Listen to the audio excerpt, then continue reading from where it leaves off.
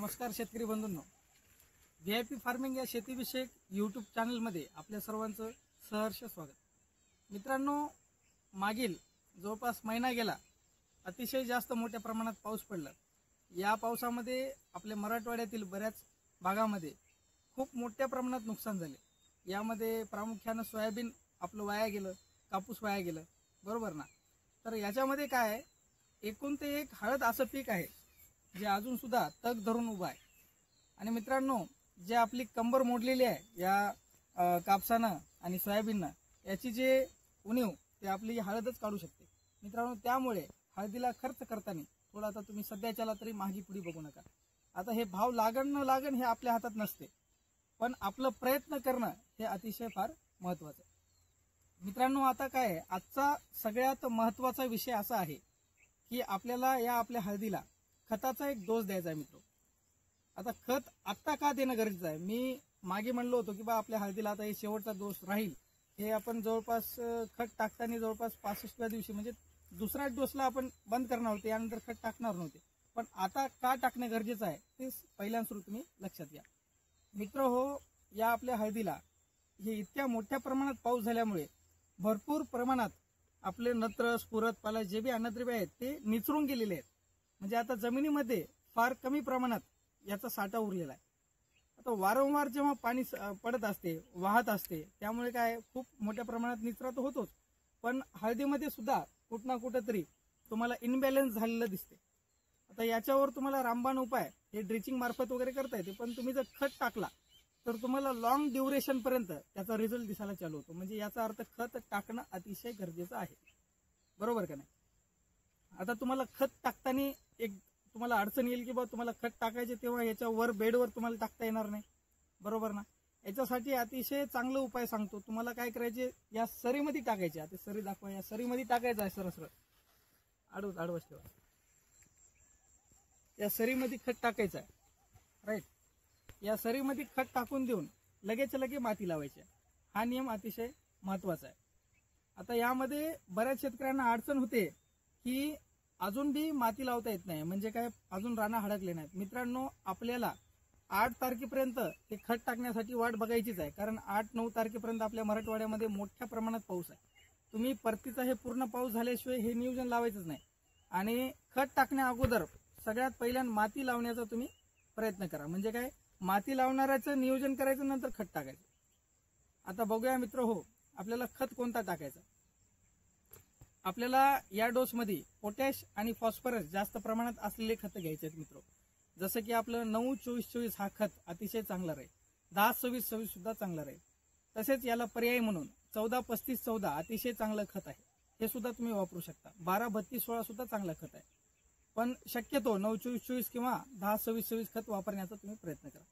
मित्रांनो, यासोबतच तुम्हाला हे जे 2 खत आहेत हे प्रति एकरी 2 बॅग घेणं फार गरजेचं. म्हणजे तुम्ही 100 किलो प्रति एकरी टाकणं फार गरजेचं आहे.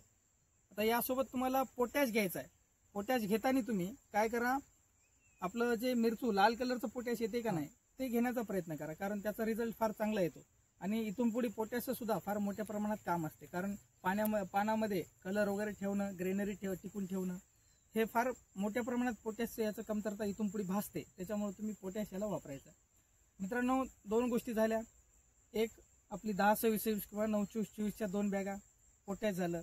यामध्ये मित्रांनो मॅग्नेशियम सल्फेटची 1 बॅग ऍड करायची आहे तुम्हाला. मॅग्नेशियम सल्फेट 25 किलोमध्ये वापरायचं आहे. आता यामध्ये तुम्हाला एक पर्याय सुद्धा सांगतो, जर वापरता आलं तर तुम्ही साविल कंपनीचं एक हे येते बघा, कॅल्फर्ट नावाचं प्रोडक्ट येते. त्याच्यामध्ये कॅल्शियम सुद्धा येते, मॅग्नेशियम सुद्धा येते आणि सल्फर सुद्धा येते. हे सुद्धा वापरू शकता, हे पर्याय झाला. तसेच तुम्ही पॉलिसल्फेट सुद्धा वापरू शकता. त्याच्यामध्ये सुद्धा मॅग्नेशियम, पोटॅश, सल्फर या गोष्टी उपलब्ध आहेत, ते सुद्धा तुम्ही वापरू शकता. आता सर्वत्र भेटणाऱ्या गोष्टीमध्ये तुम्हाला या पोटॅश हे येऊन जाईल आणि मॅग्नेशियम येऊन जाईल, सगळीकडे भेटतात ते.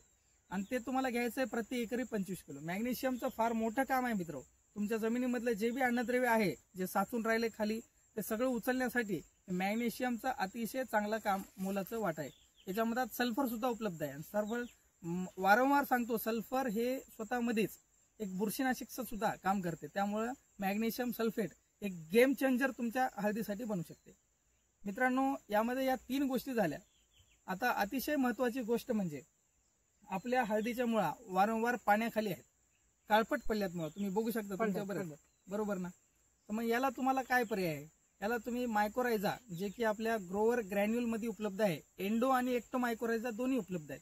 यामध्ये तुम्हाला मित्र बुरशी सुद्धा लागणार नाही आणि तुमच्या मुळांची भरघोस वाढ सुद्धा होईल. आता बरेच शेतकऱ्यांनी वापरले, त्याचे व्हिडिओ सुद्धा बरेच व्हायरल झाले आपले.